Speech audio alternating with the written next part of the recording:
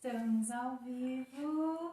Seja muito bem-vinda, muito bem-vindo ao Projeto 1203, em que toda segunda e quarta-feira, ao 12h03, eu e a Lígia nos encontramos com você para falar sobre temas relacionados ao desenvolvimento da autoconsciência emocional e consequente melhora dos nossos relacionamentos.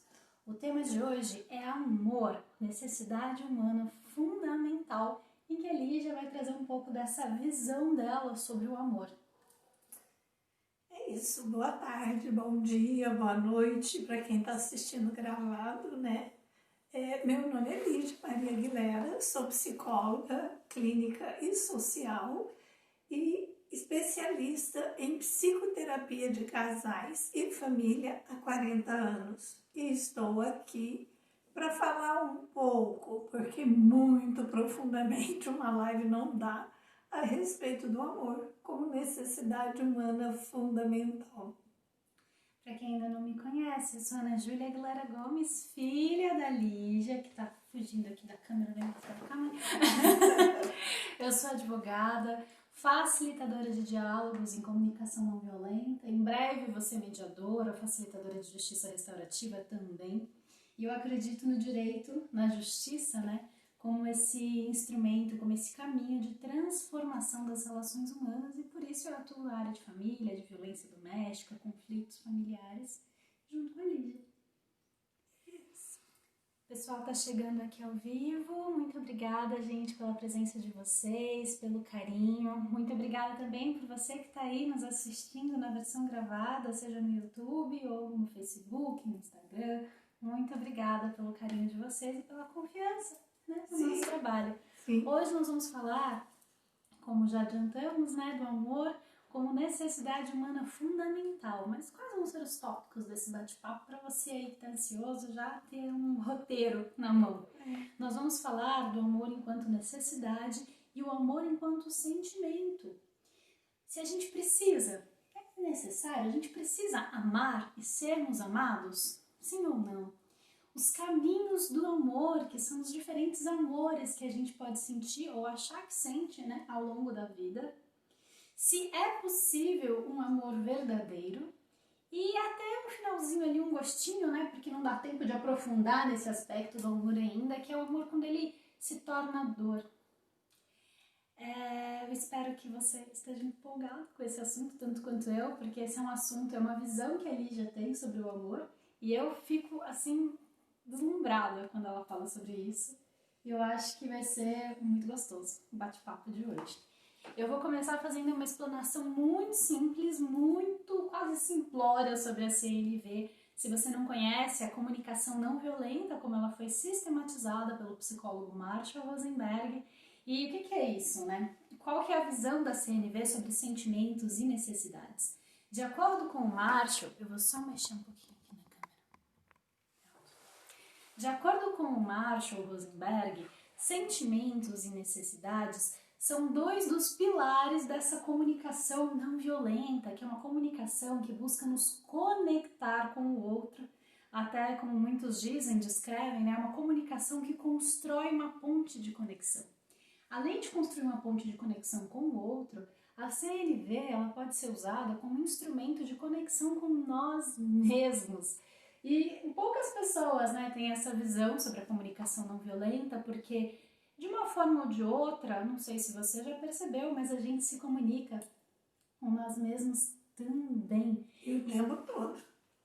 E essa comunicação é tão importante que seja pacífica, que seja não violenta, quanto a comunicação com o outro. Como é que a gente vai conseguir comunicar de uma forma não violenta com o outro se a gente passa o tempo todo se comunicando com nós mesmos de um jeito violento, às vezes até um pouco hostil, agressivo? E aí, dentro dessa sistematização da CNV do Marshall, tem dois pilares dessa comunicação que são muito importantes, que quando a gente fala e conversa com o outro, eles estejam ali presentes, que é o sentimento e a necessidade. Na nossa comunicação interna, que eu acho que é um pouco mais do foco de hoje, é muito importante a gente ter clareza do que é esse sentimento, para que serve, né? Porque normalmente a gente fala ali, a gente se vicia a nossa linguagem em pensar em poucos sentimentos, ou até usar o que a Lígia já falou em lives anteriores, que são as emoções de disfarce, para esconder qual é o nosso sentimento efetivo, genuíno na situação, ou até como na comunicação não violenta o macho traz, que são os não sentimentos, que é quando a gente julga a ação do outro, ele traz um verbo na voz passiva e fala que a gente se sente assim, me sinto usado, traído, rejeitado, porque essas não são efetivas emoções, sentimentos, que são sempre responsabilidade nossa. Nós somos os únicos responsáveis pelos nossos sentimentos e para que eles servem, né? O sentimento ele é como as luzes no painel do carro, eles são sinalizadores para nós das nossas necessidades. Então, como no carro, mostra a velocidade, se tem combustível, a temperatura do motor, o nível do óleo, traz informações que são muito úteis para quê? Para o nosso bem-estar. E qual que é essa mensagem, né, que ele traz? É sempre relativa às nossas necessidades, se elas estão atendidas ou se elas não estão atendidas. E aí é muito difícil, pode ser muito difícil pensar, mas necessidades quais? O que eu preciso? É água? É comida? O que mais? O ambientalista chileno e economista, né, Manfred Max Niff, fez uma pesquisa, se não me engano foi o doutorado dele, sobre as necessidades humanas fundamentais, que são necessidades humanas que todo ser humano tem.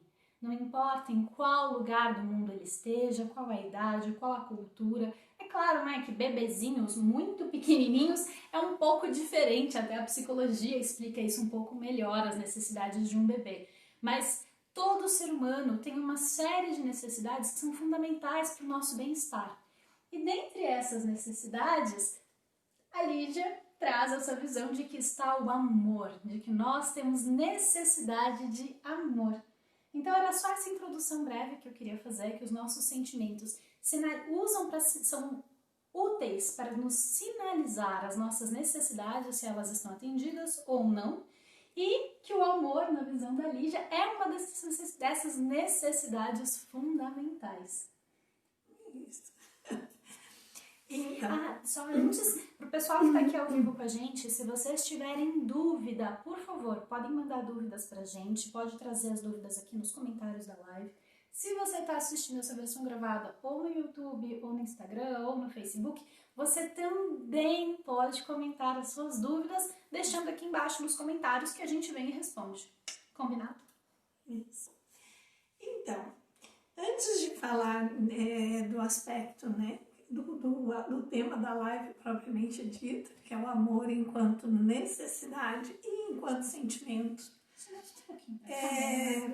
esse é um assunto no qual eu busquei aprofundar como analista transacional. Quando eu escolhi a análise transacional como um caminho como abordagem de psicologia para fazer uma especialização e usá-la como instrumento do meu trabalho, norteamento do meu trabalho como psicóloga, é porque a análise transacional foi a primeira abordagem de psicologia a levar em conta o afeto e a importância do amor nas relações humanas, gerando saúde e como que a ausência do amor produz o sofrimento e a doença, o desequilíbrio. E o Eric Berne e todos os seus correlatos auxiliares que ajudaram a aprofundar a análise transacional e a produzir a análise transacional, sempre levaram esse aspecto como um dos aspectos importantes a serem verificados na psicoterapia, trabalhados e buscado resolver, atendendo essas necessidades afetivas, para que a pessoa tenha equilíbrio e sustentação psicológica, né? Por isso, quando falei para a Ana Júlia que o amor é uma necessidade, ela olhou para minha cara assim, como assim? Amor é sentimento. Eu falei, também, mas quem dá conta de viver sem ser amado, né? A gente necessita se sentir amado para poder se sentir seguro, para poder se posicionar diante da vida sabendo que pertence, que faz parte. Mas precisa ser aquele amor transcendente, aquele amor profundo e maravilhoso? Claro que não, né? O ser humano está aqui nesse plano para aprender, para evoluir e para desenvolver vários conhecimentos, desde o conhecimento científico até a expressão mais profunda do amor, né? E esse é realmente um aprendizado que nos exige treino. E é sobre isso que nós vamos falar hoje, né? É isso. E acho muito importante sinalizar, porque o pessoal vai falar assim, mas antes da análise transacional não existia essa relação com os afetos humanos. Não, porque os caminhos que existiam da psicologia anteriormente eram um caminho focado na doença neuropsíquica do Freud, do Jung, de todos os teóricos anteriores. E era muito mais um foco na patologia, no desequilíbrio, na doença, sem levar em conta os aspectos afetivos. As outras teorias existencialistas, Gestalt, teoria centrada na pessoa, a abordagem do Carl Rogers, todas as outras abordagens, inclusive a transpessoal, agregou isso também da análise transacional, de levar em conta o afeto. Mas o analista transacional ficou até famoso, que era aquele psicólogo do abraço, de bater a mão nas costas, do aconchego, que eles chamam de strokes positivos, trazendo a consciência da importância desses strokes positivos para a nossa saúde e para o nosso bem-estar do dia a dia. A maioria dos outros psicoterapeutas ficaram muito naquele aspecto mais, né, distanciado. Quase formal. Formal, é bem essa palavra, formal. E eu hoje vejo uma grande conexão entre a análise transacional e a comunicação não violenta. Porque a comunicação não violenta, um dos pilares principais, são 4, como uma mesa para permanecer em pé, precisa das 4 pernas. A análise transacional se desenvolve em cima dos 4 pilares e um deles é o sentimento. Análise transacional, no caso, a CNV, é isso? Não, a conexão entre análise transacional e CNV, e comunicação não violenta. Porque a análise transacional valoriza o sentimento e o afeto, e a comunicação não violenta tem os sentimentos como um dos pilares. Então, isso, para mim, trouxe grande facilidade de compreensão e de conexão com a comunicação não violenta, que eu vinha conhecer através da Ana Júlia, e hoje trabalhamos juntas com a comunicação não violenta. Então, é isso, para dar uma abertura do nosso assunto. Então, vamos explicar como que é, né, esse amor, né? E aí eu quero... Então, toda expressão afetiva contrária ao amor transforma a vida numa luta pela sobrevivência. Então, quando você depara com a cara feia de alguém, quando você depara com o mau humor de alguém te destratando, com a arrogância de alguém te excluindo, te deixando de fora de uma roda de conversa, te deixando de fora de uma notícia importante da família. Formas de comunicação alienante. E dentro da comunicação alienante da CNV, a gente se sente assim, tendo que travar uma luta, tendo que travar uma busca por pertencimento, por se sentir mais aceito e por garantir a nossa sobrevivência. Quando eu comentei sobre isso com a Ana Júlia ontem, ela levou um susto. Ela falou assim, como assim a gente tem que brigar pela sobrevivência? Porque, gente, nós somos seres sencientes, nós somos seres extremamente sensíveis. E quando nós nos sentimos rejeitados, excluídos de algum são modo... São sentimentos, né? São não sentimentos. Tristes, mas quando percebemos as atitudes do outro com atitudes contrárias às atitudes do amor, da expressão do amor de forma positiva, no nosso subconsciente, na nossa psique, a gente começa a se sentir ameaçado de não sobrevivência, de não atendimento das nossas necessidades em alguma medida. porque nós dependemos dessa inter-relação, dessa interconexão com as pessoas para troca, né? Para que a gente possa efetivamente garantir o nosso bem-estar. Existem uma série de coisas que a gente precisa se amar, que aí entra a autoestima, para que a gente atenda as nossas necessidades e mantenha o nosso bem-estar naquilo que depende de nós mesmos. Ninguém pode dormir por mim, ninguém pode tomar banho no meu lugar e ficar limpo, ninguém pode comer, engolir a comida e ficar alimentado no meu lugar. Então, são coisas que eu tenho que zelar da minha vida, da minha sobrevivência, gostando de mim mesma, me respeitando para atender minhas necessidades. Claro que existe a forma de autoestima amorosa que me nutre dessas coisas quando eu faço isso com toda boa vontade para comigo mesma, porque eu gosto de mim. Então, eu tomo banho todo dia, mas eu posso tomar banho todo dia só por obrigação, só para poder ficar limpa e só para manter higiene. E eu não aproveito esse banho afetivamente comigo mesma para carregar minha bateria, para me dar um bem-estar ainda maior através desse banho. Então, garantir a sobrevivência básica sem o tom afetivo da autoestima e da estima do outro torna a nossa vida possível, mas empobrecida. Possível, mas empobrecida. Porque quando vem com os tons do afeto, quando vem os tons da amorosidade acompanhando, a nossa vida se torna muito mais colorida, se torna muito mais nutrida e às vezes é muito melhor o afeto do que o atendimento em si das coisas básicas, né? Por exemplo, eu posso deixar de ter um almoço, posso deixar de almoçar para ter uma boa conversa com alguém afetivo que vai me nutrir a alma. Como eu almoço todo dia, eu ficar um dia sem almoçar pode não fazer muita diferença, mas estar na companhia de uma pessoa que eu gosto muito e que é aquela oportunidade, essa nutrição afetiva se torna mais importante do que a comida propriamente dita. E eu acredito que a maioria dos seres humanos entende do que eu estou falando, porque realmente o afeto é muito necessário, né? Então, toda expressão hostil, contrárias às expressões do amor, estabelece dentro de nós já uma posição de vou ter que lutar por algo que me restabeleça o bem-estar.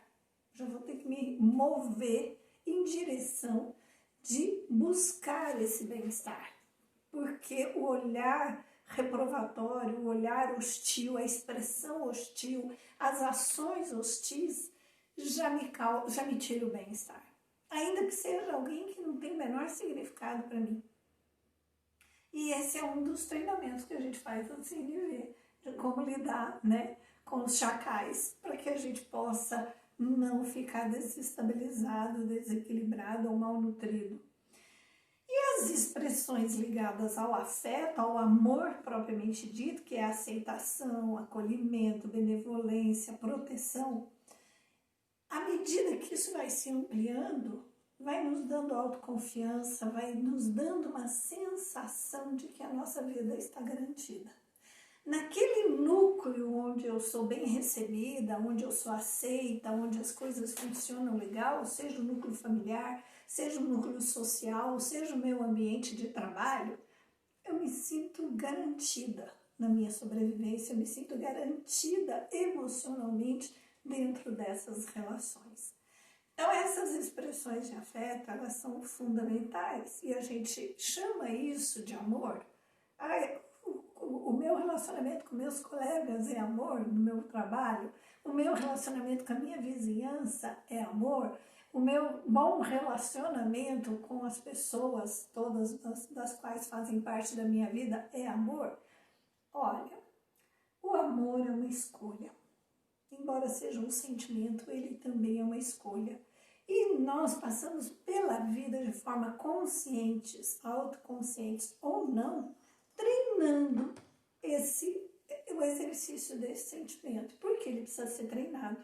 Nós, enquanto seres humanos, não nascemos, a gente pode nascer mais bem-humorado, com um temperamento mais doce, com um temperamento mais afável, mas amor é uma expressão de evolução e de enorme evolução do ser humano, é uma escala evolutiva.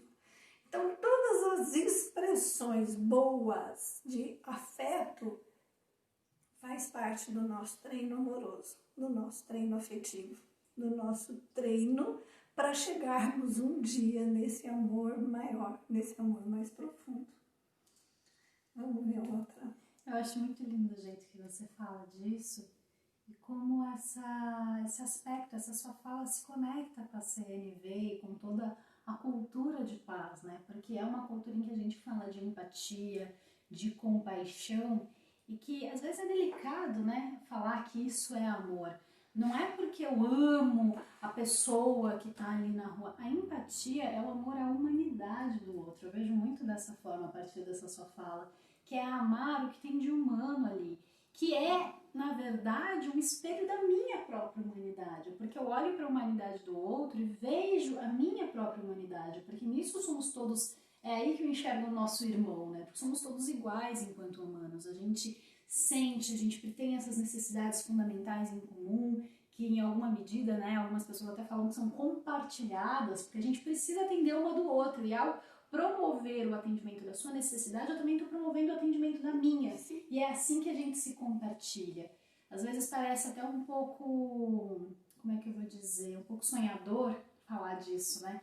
Mas enquanto a gente sonha, achar que isso é um sonho e é distante, a gente não trouxer isso para nossa internalização, para nossa prática, para nossa vivência, eu acho que fica muito difícil ter essa vida leve, essa vida feliz dentro do simples, né? Porque quando a gente olha para esse amor que você falou como uma necessidade e a gente promove esses pequenos atos, essas pequenas transformações na nossa rotina, nos nossos relacionamentos, o resultado que a gente colhe é fantástico, gente, é fantástico. É por isso que eu sou apaixonada por esse trabalho que a gente faz juntas, porque ver as diferenças nos relacionamentos, ver essas transformações em mim, é fantástico.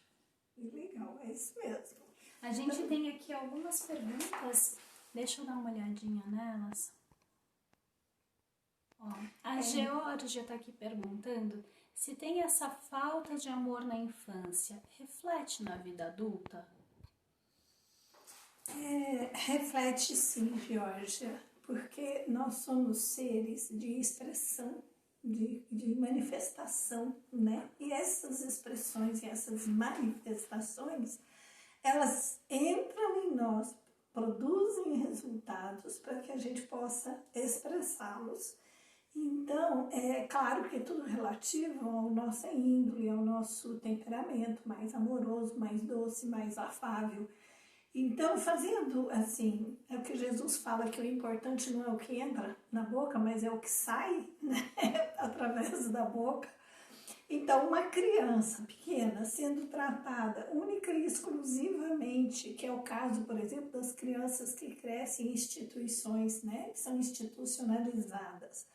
Hoje nós já temos uma consciência humanitária maior e as pessoas que zelam dessas crianças institucionalizadas, quero acreditar que são mais amorosas, mais afetivas, mais interativas, porque eu vejo que o ser humano vem trazendo mais essas expressões de afeto. Antigamente, na minha cidade, tinha o educandário feminino e o educandário masculino, que eram abrigos de crianças que não tinham pais, crianças abandonadas. E eram freiras que cuidavam. E as freiras eram muito rígidas, exigentes e cumpriam um papel muito bom de zelar pela higiene da criança, pela alimentação, pela segurança. Elas tinham cama para dormir, banho, comida, mas não tinham a troca de afeto. Não tinha o abraço, o beijo, a prece na hora de dormir, com o aconchego da coberta, de um Deus te abençoe, né, de um carinho. Muito pelo contrário, elas eram bastante firmes com a autoridade para que essas crianças não se desencaminhassem na vida, talvez. Mas a gente percebe, eu acompanhei algumas pessoas que foram criadas assim na vida adulta, com bastante dificuldade de dar colo para os filhos, de dar aconchego para os filhos e de ter até uma certa revolta, né? Uma dor. E pessoas também que, independente de serem ou não institucionalizadas, mas que foram criadas pelos próprios pais, mas pais que tiveram uma história de vida muito difícil, né? A minha mãe, por exemplo, ela era uma pessoa que meus avós eram muito rígidos, eram imigrantes espanhóis, dá para saber a rigidez, né? E eu falava que a minha mãe era um porco-espinho. A gente tinha que ter hora para chegar nela, até para conversar. Para abraçar de jeito nenhum, não podia. Ela não era aquele tipo de ser humano que você podia chegar e aconchegar no colo dela. Já o meu pai era muito derretido. Meu pai foi assim, o grande colo da nossa vida foi o meu pai. Meu pai era muito derretido e eu não me lembro do meu pai bater. A minha mãe, eu fugi muitas vezes dela para não apanhar.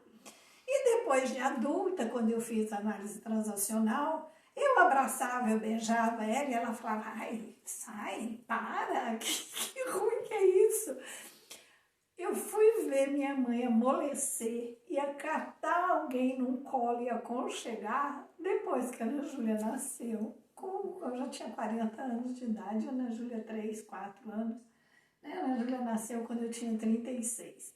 E a minha mãe, a partir disso, passou assim. Então eu olhava assim para minha mãe, aconchegando a Ana Júlia, acariciando a Ana Júlia, eu falava, gente, o ser humano se transforma. É só uma questão de tempo e boa vontade. Mas durante muito tempo, eu tentando amolecer o poste, eu acabava ouvindo uns pares, chega para lá, não quero, ai, como você é chata, né? E fica um reflexo disso, né? Embora eu seja bastante chameguenta, amorosa, adoro um chamego, beijo, abraço, colo, eu era muito grudenta com meu pai, com meus irmãos. A Ana Júlia, se ela chegar em mim, de repente, eufórica, e me pegar desprevenida, ela encontra o reflexo da minha mãe na minha atitude. Só que temos consciência disso, né? Porque, claro, eu fui criada por uma mãe que não era muito chegada nesse tipo de coisa. Mas ela fazia cafuné na Ana Júlia. Catava piolho. Catava piolho. Eu tinha sempre piolho, gente. Piolho brotava na minha beleza. Eu chegava assim, vovó, vê se tem piolho. Vê se tem piolho. Até quando não tinha, inventava um piolho. E ela tinha toda boa vontade, né, de catar os piolhos da Ana Júlia. Olha, a Kátia tá aqui perguntando, né, se essa diferença de postura da minha avó era também porque ela, com você enquanto mãe, tinha responsabilidade de te educar, e comigo enquanto vó é aquela coisa, vó, a gente quase fala que estraga, né? Mas, Sim. Ela já não tinha mais esse papel de ter que me educar. Então, eu não avalio muito dessa forma, por quê? Porque a minha avó, ela era uma delícia, adorava a minha avó, a mãe da minha mãe. Mas eu não lembro desses aconchegos com a minha avó. Eu gostava muito de estar com ela, lembro do chá que ela fazia pra gente. Ela tinha um outro modo de nos aconchegar. Mas eu não me lembro de estar abraçada, beijando minha avó fazendo cafuné na gente, a mãe da minha mãe. Ela não era desse tipo de aconchego físico, de jeito nenhum. Mas ela era assim com a vovó? Ela criou a minha mãe à distância. Também. Também, por isso minha mãe era rígida, né? Agora, eu tive sobrinhas que nasceram bem antes da Ana Júlia. E a minha mãe cuidava muito. Minha mãe levava para a escola, minha mãe cuidava da alimentação dessas meninas, viajavam com as minhas sobrinhas de férias até para beber, etc. Mas ela não era de dar muito colo para essas minhas sobrinhas, não. Os colos mesmo chegaram, foi com a Ana Júlia.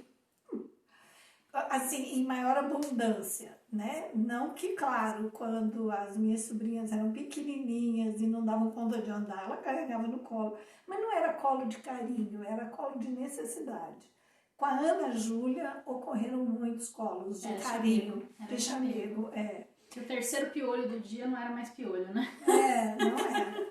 Então, ela atendia às necessidades das netas no sentido de proteger, de zelar, mas o aconchego, o chamego foi ter com a Ana Júlia, até ela chamava de Juju, minha Juju. As outras minhas sobrinhas não têm apelido, só a Ana Júlia que tem apelido, com a minha mãe. Só minha mãe estabeleceu um apelido com a Ana Júlia. Então, que ficou, assim, né? A família inteira me chama de Juju, eu sou Juju da minha família. Então, eu acredito que foi muito assim, de ir caindo a ficha, de ir percebendo, né, que era importante essa coisa. E como eu era muito chameguenta com a Ana Júlia, quando eu não estava presente, ela cobria a minha falta de um modo bem legal. Porque eu trabalhava, né, tinha que trabalhar, cuidava das duas, então ela realmente cobria a minha falta nesse aconchego. Ai, que fofa. A Kátia tá aqui dizendo que com essa minha carinha ela faria a mesma coisa.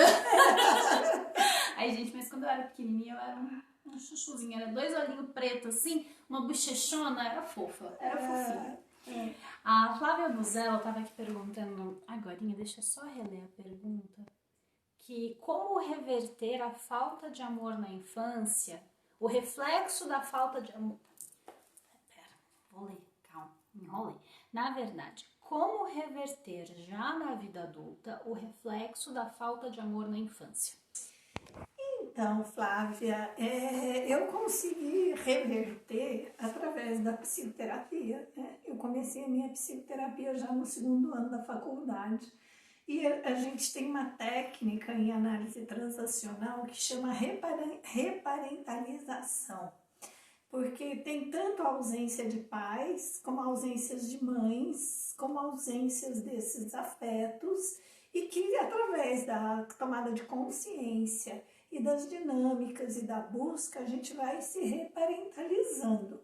Então, a Ana Júlia sabe, eu tenho mãe espalhada por esse mundo afora que me dão colo. Então, durante o começo da terapia, a minha terapeuta falava assim, você precisa se suprir de outras mães, você precisa eleger outras mães para você se suprir. Eu falava, não, mas eu quero o colo da minha mãe, era o colo da minha mãe, que fazia uma falta imensa e que doía na minha alma. Quando eu amadureci, porque a psicoterapia também nos ajuda muito a amadurecer, eu compreendi que a minha mãe não me dava o colo, não por egoísmo, por mesquinharia ou porque não me amava, porque ela realmente não sabia como fazer.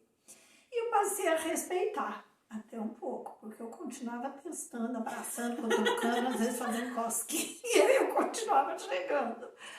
Mas quando eu compreendi isso, eu busquei outras mães para me dar colo. E eu encontrei. Nossa, eu encontrei mãezonas até hoje eu tenho mãezonas que quando eu tô carente eu vou atrás do colo delas. Então a gente precisa sim desse afeto. Agora, a gente chega a uma altura na vida que a gente faz escolhas. Por isso que eu falo que o amor é uma escolha. Né? Eu escolhi amar minha mãe. Eu trabalhei muito isso intimamente comigo para chegar nessa escolha. E a despeito de todas as dificuldades, eu consegui reconhecer e ver nela toda a importância que ela tinha na minha vida e eu escolhi trabalhar esse amor em relação a ela e foi a minha dedicação nos últimos 9 anos da vida dela. Que voltei para a minha cidade, porque ela, como toda pessoa turrona, não quis ir morar comigo onde eu estava. E aí eu fui para a minha cidade cuidar dela, na minha cidade de origem. E foram os últimos 9 anos da vida dela e a gente pôde resgatar esse amor de uma forma muito bonita. Né? E a Ana Júlia aproveitou muito dessa avó. Só tenho lembranças boas da avó. Juja, ela me chama de Juja. De Juja. Juja. Ela me chama de Juju e de Juja, quando estava só eu e ela. A gente tem aqui mais uma pergunta, mas antes dessa pergunta eu quero fazer um comentário sobre isso que você falou. Eu acho que quando você traz essa maturidade que você falou que desenvolveu com a psicoterapia, que hoje a gente tem muitos caminhos, né, para desenvolver Sim. a autoconsciência e atingir essa maior maturidade, você conseguiu olhar para a vovó e não ver a falta de colo, mas ver o ser humano que tinha dentro desta ação. E que a gente tem esse hábito, né, na cultura do paradigma da guerra, na comunicação alienante, de julgar muito o que o outro pensou para falar, qual era a intenção que a pessoa tinha, o que a pessoa sentia, né? Então ela sentia desprezo por mim, ela não sentia afeto, ela não sentia amor. E às vezes, dentro dela, ela fazia o maior exercício humano possível para expressar esse amor. Eu lembro que você uma vez a gente já teve essas conversas aqui em casa sobre a vovó, em que você falava que você conseguiu entender o quanto ela te amava quando você via que ela tinha 5 filhos. E ela fazia o prato favorito dos 5 filhos todo dia, né? Sim. Achava um jeito ali de cozinhar, então vocês imaginam, ela trabalhava, ela cuidava da casa, ela criava 5 filhos e ainda conseguia cozinhar para 5 filhos comidas diferentes para agradar os 5. Isso é uma expressão de amor muito grande. Sim. Mas que se a gente não tem maturidade, se a gente não troca as lentes do nosso olhar para ver o outro como ele é e naquilo que ele pode te dar, naquela limitação, na existência dele, porque é isso que eu acho que entra um pouco naquela live que a gente falou sobre aceitação e tolerância. Sim. E sobre autenticidade. Porque se a pessoa não tem esse impulso de afeto, de colo, de carinho, não existe um certo e errado nessa medida. Existe o autêntico, a pessoa é assim, foi essa história de apresentar. Foi essa história de vida dela. Você trouxe mesmo da minha bisavó, da sua avó, né? Que tinha já essa relação com a minha avó e que você tinha essa relação com você enquanto neta dela. Então, essa visão é uma visão humana. E aí vem uma pergunta aqui da Geórgia, né? Como que a gente perdoa essa mãe que não deu o colo, né?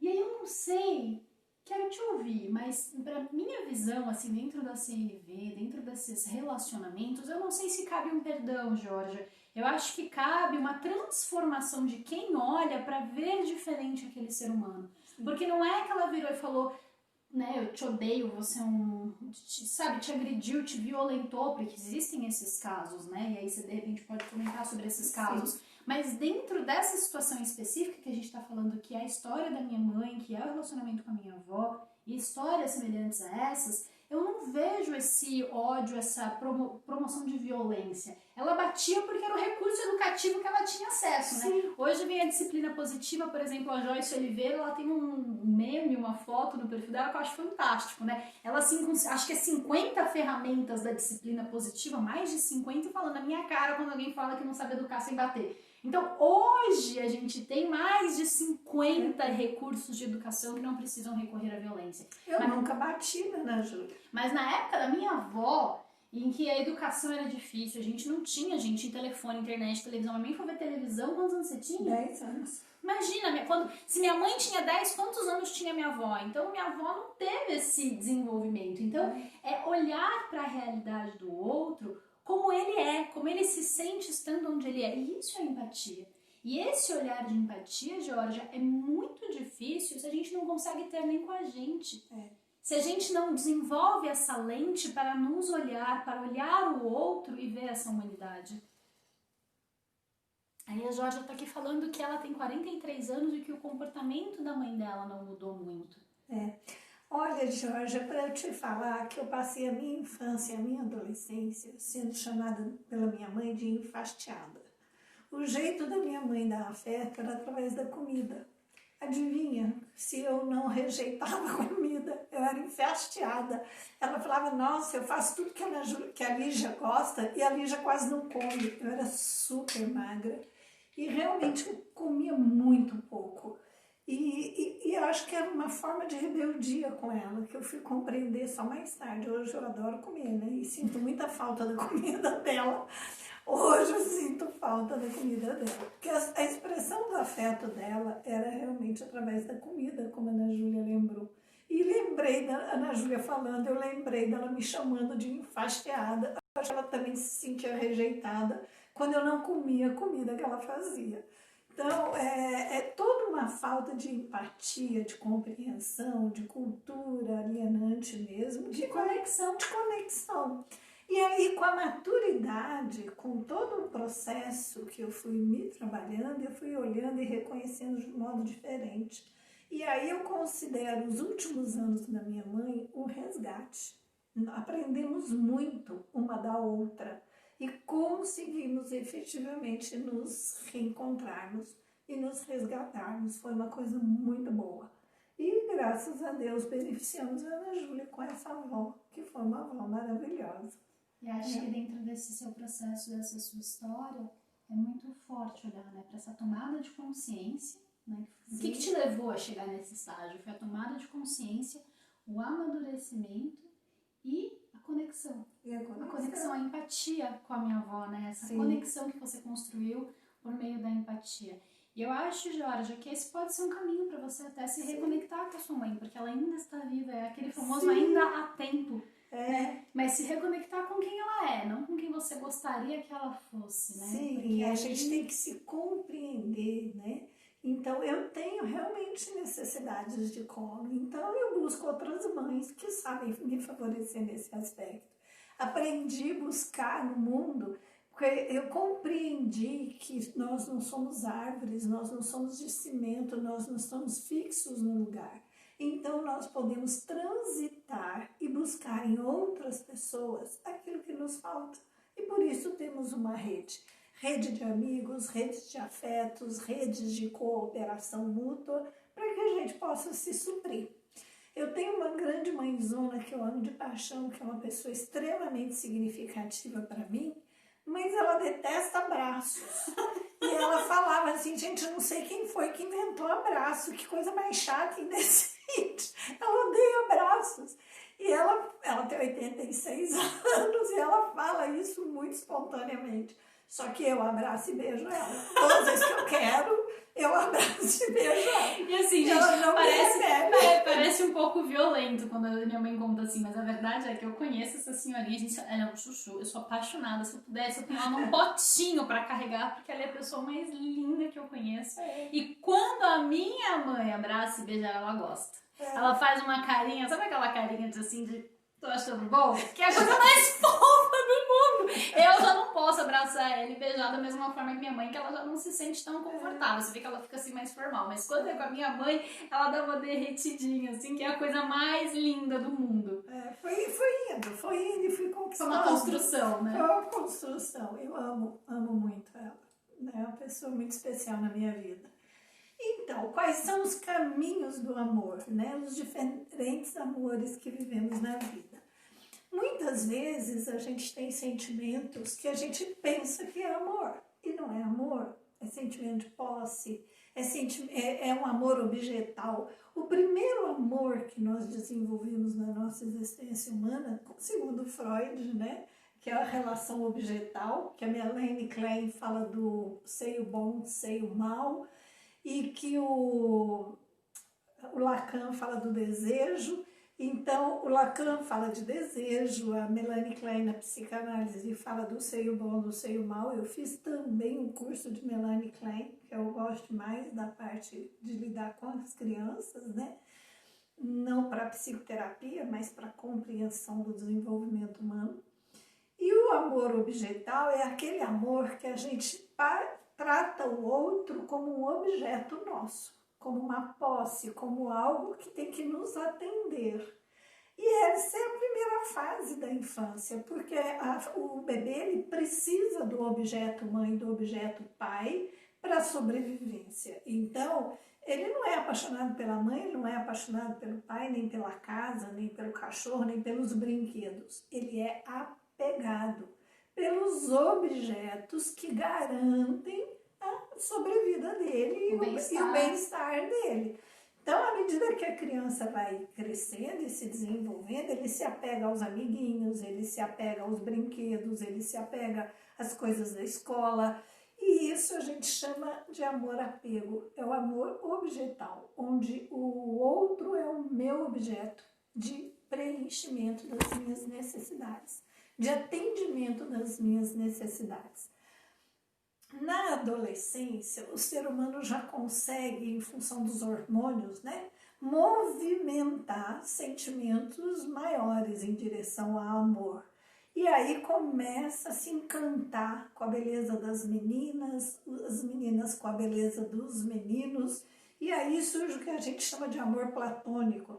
É aquele amor que eu falo muito para alguns adolescentes, se você não contar que está apaixonado por ela não vai adivinhar. Ela precisa saber, mas eu não vou pagar esse mico, eu vou contar e ela vai dizer que tu quer saber de mim, eu não vou dar conta de lidar com isso. Então fica no amor platônico, é aquela coisa que quando alguém chega, um amigo chega e fala, olha, eu vi a fulana lá na livraria, pronto, iluminou o dia, né? Porque o outro viu o seu amor platônico na papelaria, não precisa nem ser você. Então, esse amor platônico também é uma fase muito bonita, romântica, existem muitas poesias escritas com base nesse amor, nesse deslumbramento e que é motivado tanto pelos hormônios quanto pelo estímulo visual da existência do outro. Os amores que a gente desenvolve ao longo da vida, que são amores fraternos, né? A Ana Júlia falou, não, mas amor fraterno a gente já sente desde cedo pelos irmãos. A paixão da Ana Júlia era querer um irmão, uma irmãzinha, ela queria que eu fosse na loja comprar. Mas eu canso de ouvir crianças, até coleguinhas dela. Teve um dia que uma coleguinha minha foi lá em casa e eu fiquei, da escola, brincar. E aí eu queria que ela levasse o irmão, porque eu achava demais ter irmão e que legal, não sei o quê. E aí a hora que a minha mãe foi buscar, levou o irmão. E aí eu fiquei meio brincando ali com ele, deslumbrada, gente, pelo amor de Deus, ela tinha um irmão. Irmão pra mim era assim, desejo, era tudo que eu queria na vida. O irmão era 1 ano e meio mais novo que ela.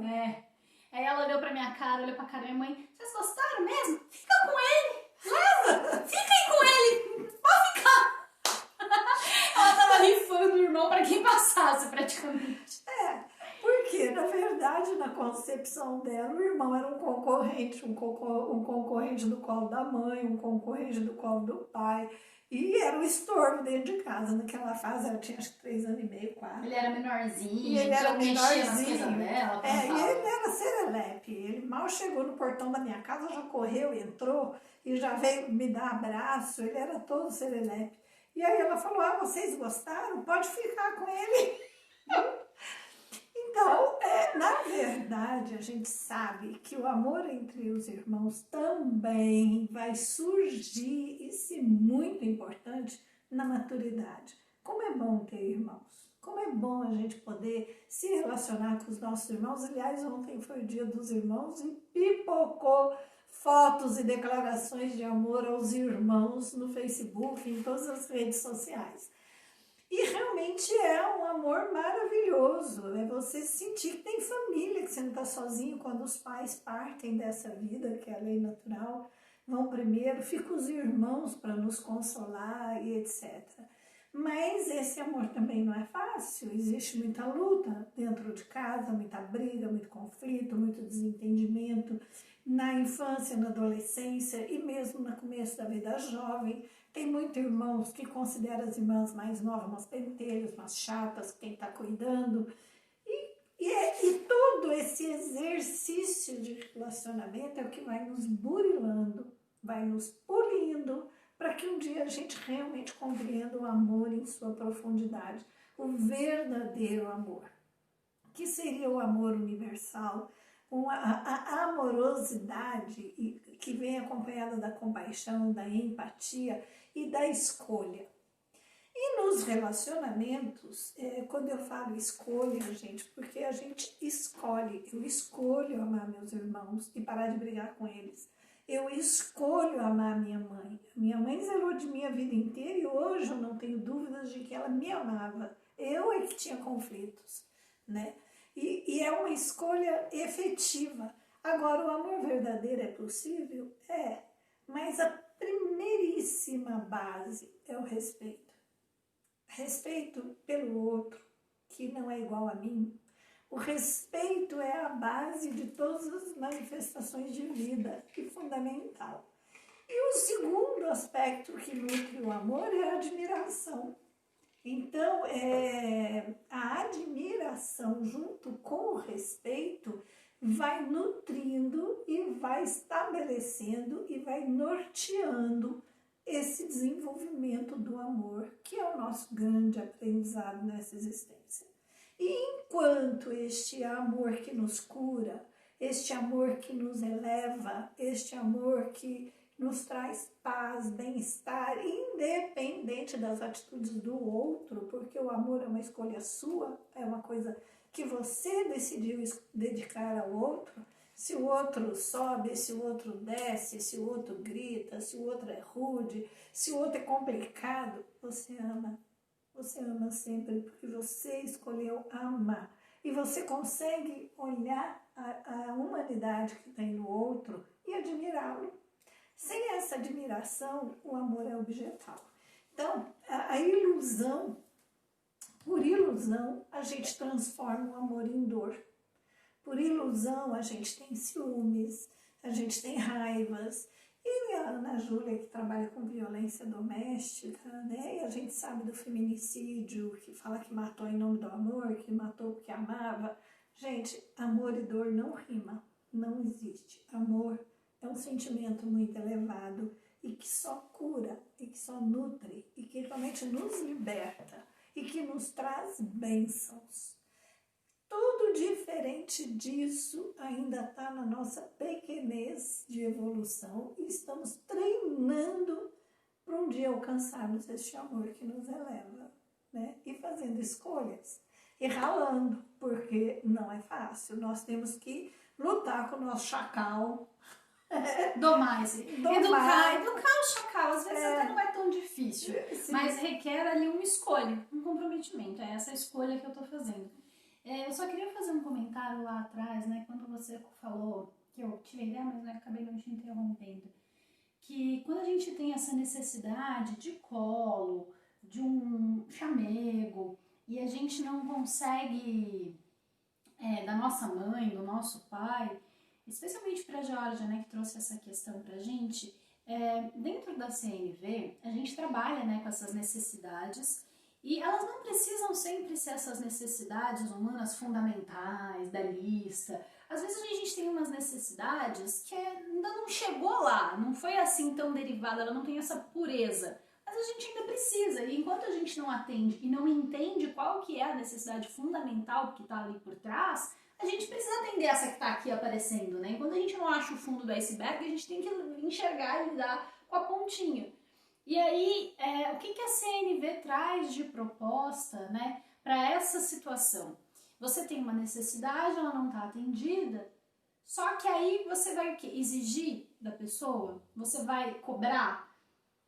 Se a necessidade é nossa, a responsabilidade é nossa.